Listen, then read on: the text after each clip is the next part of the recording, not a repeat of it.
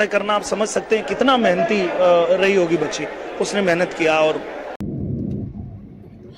दोस्तों, भोजपुरी इंडस्ट्री के jubilee star या यूँ कह लीजिए भोजपुरी इंडस्ट्री के सुपरस्टार दिनेश लाल यादव अब आकांक्षा दुबे के मौत पर कूद गए हैं। उन्होंने साफ साफ कह दिया है कि आकांक्षा दुबे के कातिल गुनहगार कोई भी होगा तो उसे कहीं से भी पकड़ के लाया जाएगा, चाहे वो विदेश क्यों न भाग जाए, चाहे समर सिंह हो, चाहे कोई भी हो। इसमें जो लोग आएंगे उन सब को जहाँ भी रहेगा वहाँ से पकड़ के लाया जाएगा।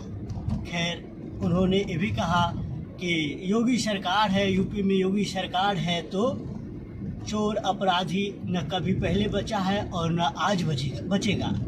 खैर, अब देखना ये है कि आकांक्षा दुबे के कातिल कौन है और कब तक सच्चाई सामने बाहर तक आता है। खैर, कुछ लोगों का ये भी मानना है कि समर सिंह ही आकांक्षा दुबे के गुनहगार है, कातिल है। खैर, आपको क्या कहना है आप कमेंट में बताइए और इस वीडियो को शेयर कीजिए और नीचे लाल बटन दबाकर इस चैनल को फ्री में सब्सक्राइब कीजिए।